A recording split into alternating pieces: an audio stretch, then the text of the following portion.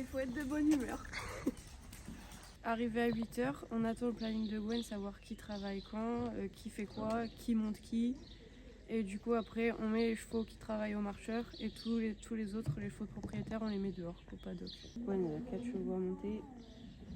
Il y a une manche, Félicia elle a 2 chevaux à monter. Voilà. Là du coup on va aller mettre les chevaux que Gwen monte au marcheur pour qu'ils marchent avant qu'elle monte dessus, qu'ils soient chauds. Ok.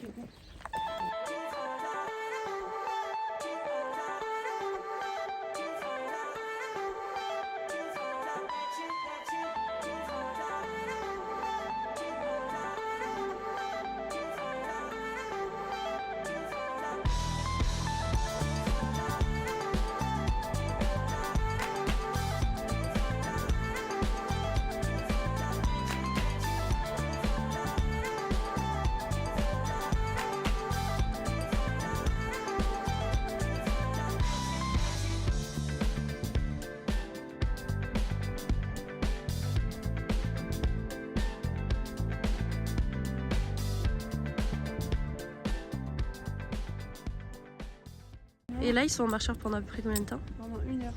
Pour bien marcher, pour bien s'échauffer, qu'ils ne soient pas trop rouillés avant que Gwen monte dessus.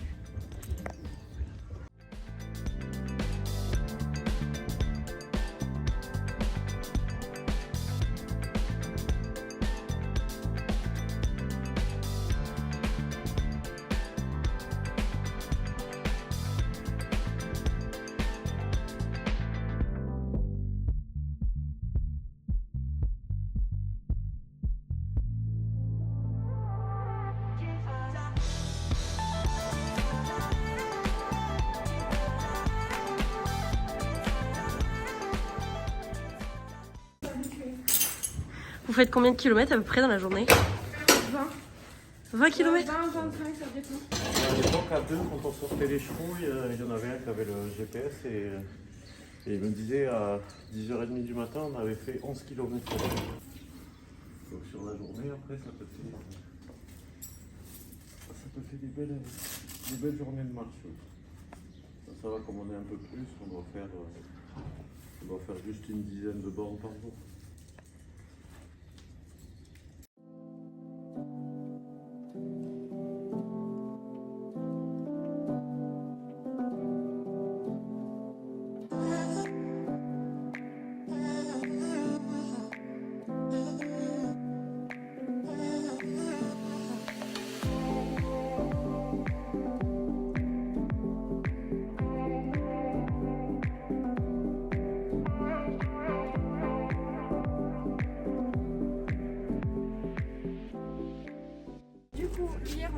Hier et avant-hier, on a fait une sortie cross avec les vieux chevaux et les jeunes chevaux. Du coup, là, je vais passer un petit coup de karcher dans le VL histoire qu'ils soient propres pour les prochains qui l'utilisent.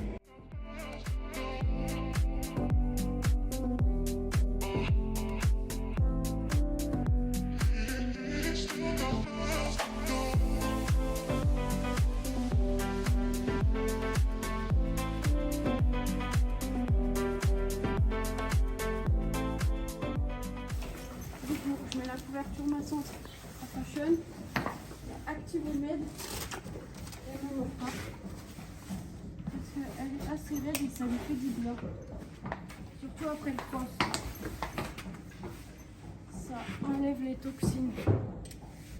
Tu montes à peu près combien de chevaux toi par jour? En moyenne, on va dire 5 par jour. En moyenne, c'est ça. Et il y a des jours où c'est un peu plus chargé que d'autres. On alterne, mais c'est vrai qu'en règle générale, c'est une moyenne de 5 par jour. Et tu montes plus souvent des chevaux de Gwen ou des chevaux de propriétaire? C'est à peu près bien réparti. J'ai beaucoup de jeunes chevaux de Gwen.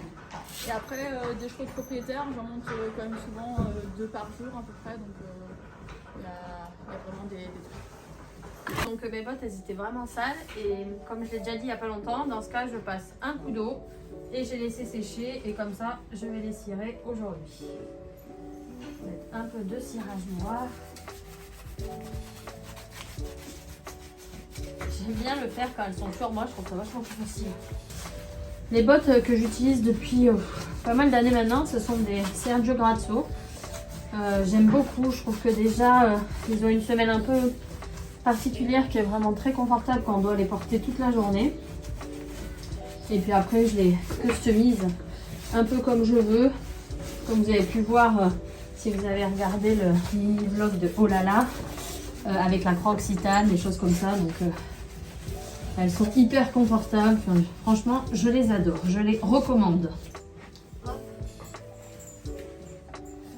Ma bombe, enfin mes casques, depuis des années, ça doit faire 20 ans que je travaille avec Antares et du coup j'ai que des casques Antares. J'adore la visière large Eclipse, je crois que ça s'appelle.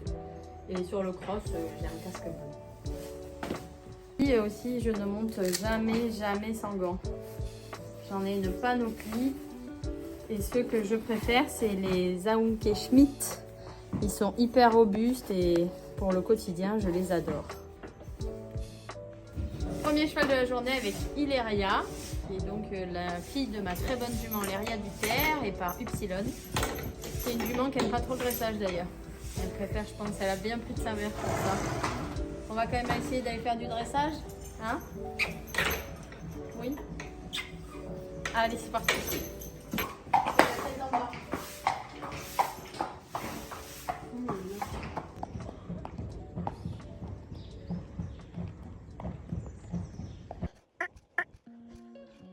Là on est avec Hilaria, qu'on a vu tout à l'heure. C'est une jument, comme je disais, qui n'aime pas trop le dressage, qui a du mal à se relâcher. Elle se perche toujours assez haut, donc en fait je fais toujours du travail de relâchement et qu'elle se propulse en même temps. Allez, allez, allez, allez. Voilà. Et beaucoup de transition. Oh. Oh, oh. Oh. Voilà, et qu'elle marche. Qu'elle se relâche, qu'elle marche. On repart en trot, qu'elle reste avec moi. Trottez. Et tout de suite la propulsion, le relâchement. Voilà. Là c'est cool, parce que j'ai vraiment rien dans les mains. Voilà, elle se relâche. Ça c'est bien. Et elle se propulse en même temps. La même chose au galop.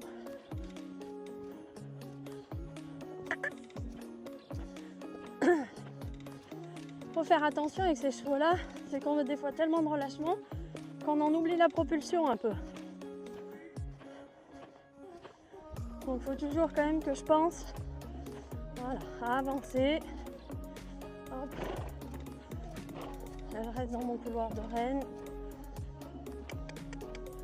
Voilà. Et je rends. J'agis, je garde mon rythme. Et je rends. Voilà.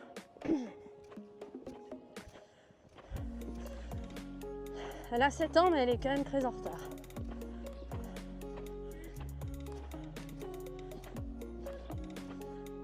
Et je prépare la transition au trot. Oh. Oh. Bien. Tout de suite elle avance. Oh. Oh. Voilà.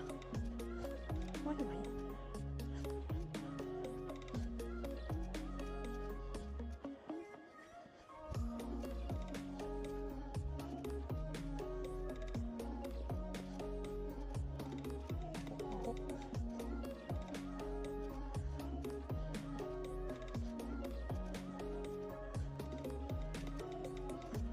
Mon travail avec elle, c'est vraiment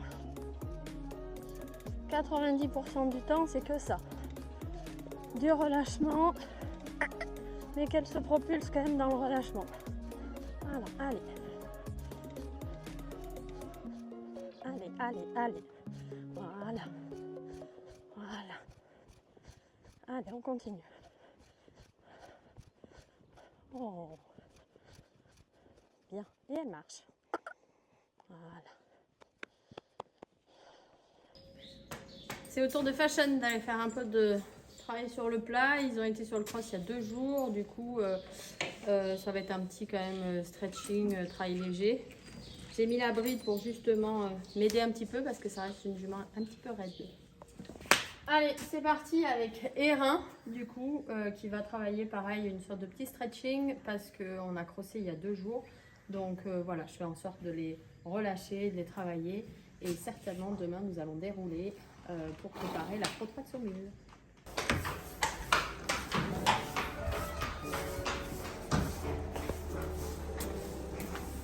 Bon, la journée est presque finie. Maintenant, c'est l'heure d'aller chercher Gabriel chez sa nounou.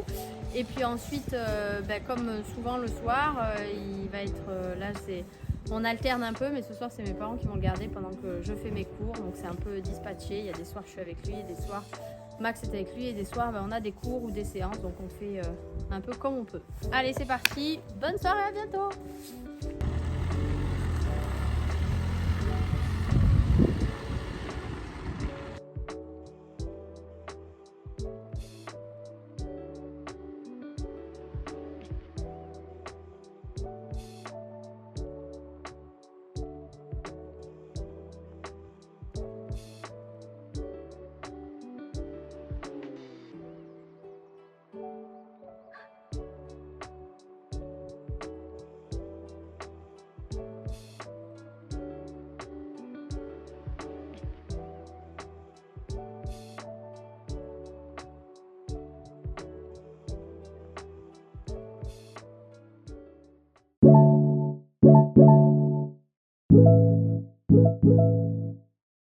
Je suis là du coup pour vous faire un petit debriefing sur le premier concours de l'année, un petit peu plus en détail.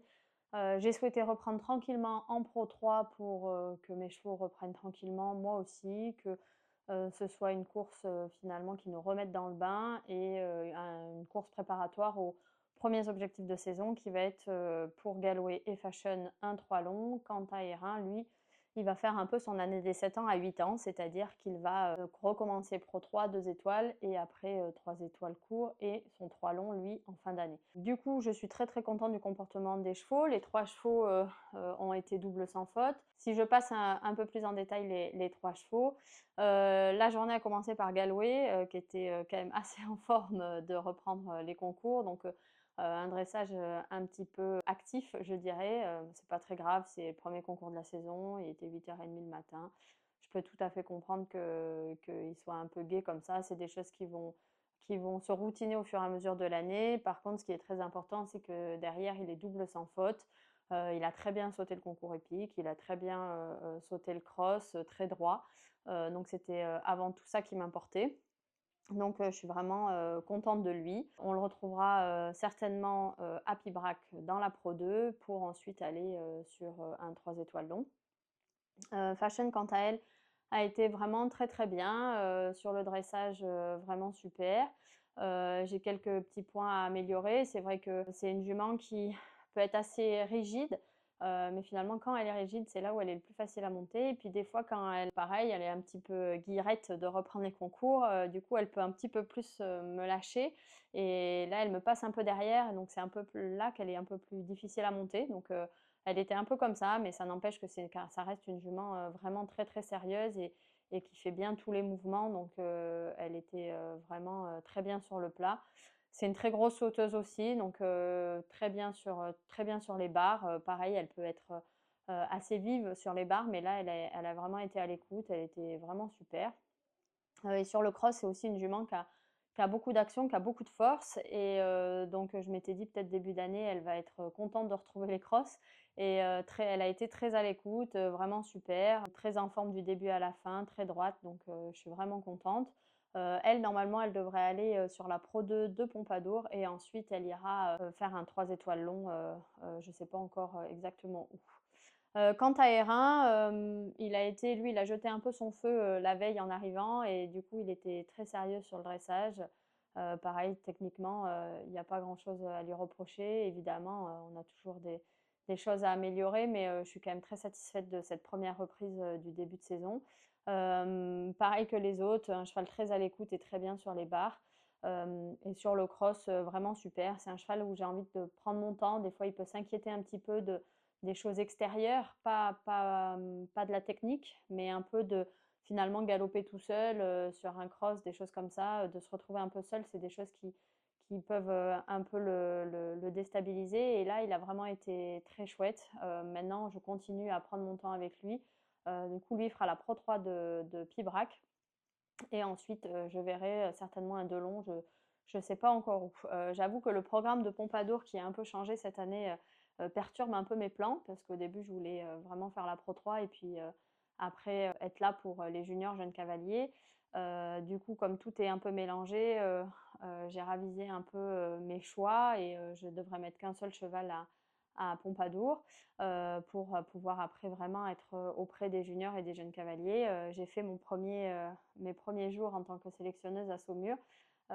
Et après, le gros stage que j'ai eu, c'était vraiment chouette de les voir cette fois en action, de voir comment ils se comportaient à la piste, de voir la première échéance, même si évidemment, c'est pas cette première échéance qui va donner toute la saison, mais ça me donne déjà des premières idées, de les voir en piste, de voir comment ils sont. Et donc, on les retrouvera pour la plupart à Pompadour aussi. Et ça me plaît toujours autant d'être dans ce rôle-là. Voilà pour ce petit débriefing. Et maintenant, on va aller voir Élise, que je vais vous présenter, qui est une des personnes très importantes dans mes écuries. Et je vais aller vous la présenter et elle fera aussi son petit tips.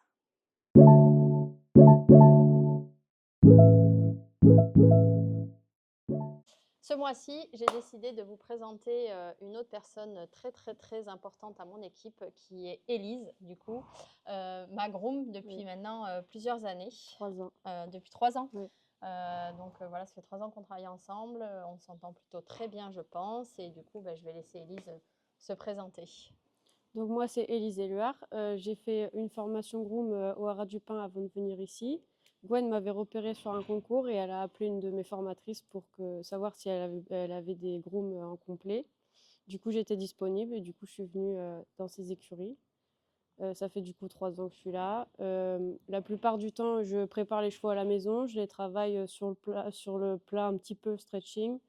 Je fais des extérieurs beaucoup et des longes.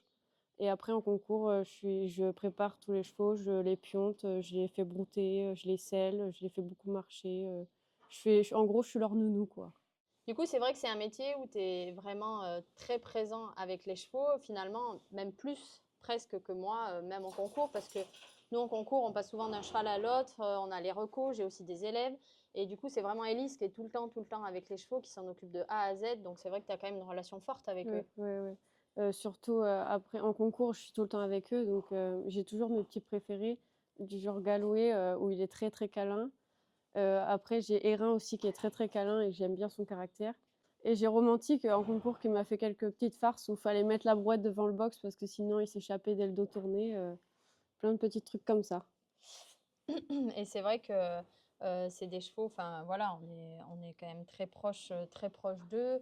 Et c'est vrai que là, on est avec Erin du coup, mais finalement, le plus gentil de l'écurie, c'est Galway. Oui, le plus câlin et le plus attentionné, c'est Galway. Oui. Comme je disais tout à l'heure, c'est vrai que c'est Élise qui est vraiment tout le temps avec les chevaux. Donc c'est finalement elle qui est notre œil. Même si moi, mes chevaux de tête, je les connais par cœur, elle aussi, elle doit les connaître par cœur. Est-ce que tu peux nous dire un peu plus justement sur ton rôle et qu'est-ce que tu dois faire attention avec tes chevaux, comment t'es, pourquoi le rôle de groom est si important? Déjà, je suis tout le temps avec eux, donc je les connais par cœur au niveau mental comme physique. Je dois faire attention à savoir s'ils sont bien dans leur tête, s'ils sont pas trop stressés en concours, et faire ce qu'il faut pour les rendre bien. Après, en état physique, je dois surveiller les pattes, savoir comment sont leurs pattes chacun. Et dans le dos aussi, je dois surveiller quand je les brosse, s'ils sont pas inconfortables ou quoi, sinon je préviens Gwen ou des trucs comme ça. Oui, du coup, en gros, je dois surveiller leur état général, s'ils sont pas grincheux, s'ils sont de bonne humeur, et s'ils ont mangé, s'ils ont bien bu. En gros, je suis vraiment leur nounou et je dois tout surveiller de tout ce qu'ils font H24.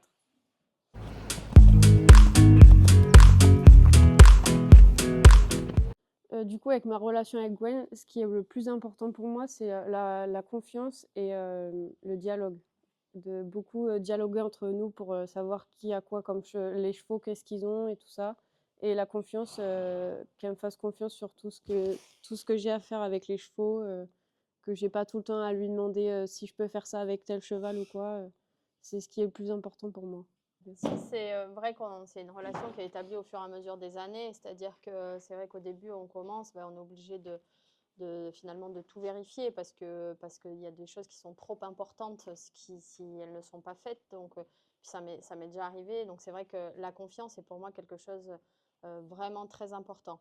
Des choses, on peut en oublier, tout le monde reste humain, mais il faut savoir les dire pour qu'on puisse les réparer, par exemple.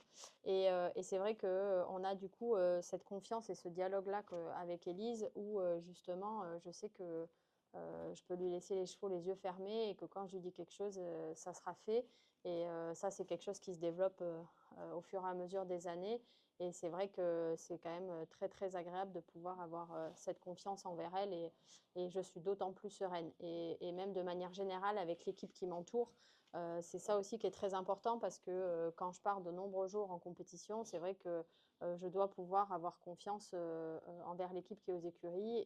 Et ça, c'est quelque chose de primordial. Du coup, je remercie encore Élise de tout son travail et de toute cette confiance qu'il y en a entre nous. Et voilà. Merci à toi.